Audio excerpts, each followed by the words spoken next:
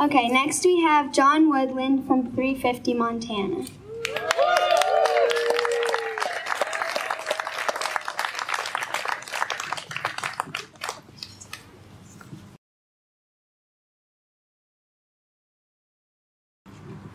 You got it. I'll make it work. Good morning, and thank you very much for coming out. You're joining folks today, as you've heard, from all over the world who are rising up for climate. And they're doing it, quite frankly, because we're running out of time. It's not just our streams and our smoke and things like that, although they all mean a great deal to us. Climate change is killing people now. Climate change is forcing people to leave their homes now. Climate change is forcing people to abandon their communities and start migrating across the globe. We've got to act, and we've got to do it now. Some of us in organizing this rally looked at the question, are the politicians even paying attention to us anymore? Are they paying attention to rallies? Does this mean anything? And I don't know the answer to that. I certainly have my questions about that. But that doesn't matter, because there is something that does matter. There are groups here today that are doing things that are making a difference. And this is a good opportunity for you to connect up with some of these groups and get really involved. So if you haven't been actively involved before, now's a great time to do it. I'm speaking for 350 Montana. We're probably, in some ways, one of the more aggressive groups in what we do. Some of our past activities included obtaining signatures and attending hearings with folks from Northern Plains Resource Council, and ultimately putting together a package that resulted in the denial of the Tongue River Railroad and the Otter Creek Mine. So we made a difference. We also traveled with folks from Northern Plains over to Washington State and testified in hearings in that state regarding coal ports. And the end result is every single coal port that was proposed for Washington State has been denied.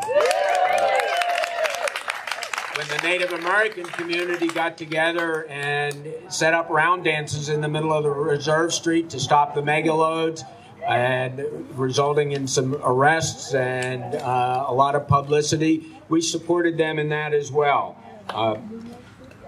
Some of us have also been arrested at various events at Steve Stain's office, on the track, stopping coal trains. So we've been willing to get a little aggressive, and we'd love to have you join us. Our primary focus right now is Northwestern Energy. We think there's a huge opportunity there right now. Northwestern Energy is one of the owners of the Colstrip electric power plant in eastern Montana. It's one of the largest and dirtiest coal generating plants in the nation. Most of the other owners of Northwestern Energy have already started setting aside funds, amortizing them on their budgets for the purpose of shutting down and cleaning up the mess that's over there. But Northwestern Energy has not done that, and that's one of the things we're pushing for. Last year, they submitted a plan to the Public Service Commission to replace some of the power that comes from Northwestern Energy with gas-fired turbine generators. Exactly. Gas is natural gas, which is methane, and it's one of the most potent greenhouse gases there is, and the amount of leakage that occurs in transportation and production is such that that's no gain at all. We work together with MEIC and Vote Solar, attending hearings at the Public Service Commission, again, gathering signatures. And the end result of that action was the Public Service Commission told Northwestern Energy, we're not going to approve your plan, go back to the drawing board. We're not sure. We're very concerned that Northwestern Energy may turn around and come right back with another plan and try and re-justify those plans. So we're working hard to influence that plan, and we're also preparing to challenge it if it comes forward. We've attended various Northwestern Energy advisory groups. Some of us bought stock and went to their last stockholder meeting and testified and shook them up big time. They sure weren't expecting us. Just a couple weeks ago, along with the Sierra Club, a group of our people went over to a meeting of the Consumer Council in Helena. Most of you have probably never heard of the Consumer Council, but it's a constitutionally mandated group that plays a big role in what Northwestern Energy is going to be allowed to do in the future. They are not used to having the public come to their meetings because nobody's ever heard of them. And they were quite taken aback, and we think there was a real impact made there as well.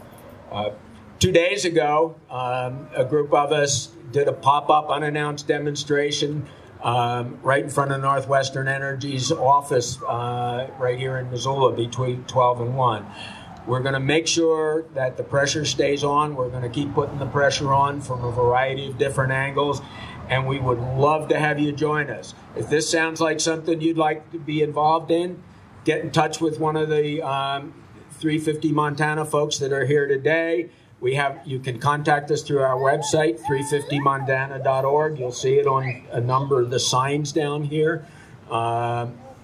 Please think about joining us. And if that doesn't sound like your cup of tea, I can understand that, and that's fine. There are other groups here that you can also work with. Everybody's making a difference, and we all have to stand up and do exactly that. So thank you very much.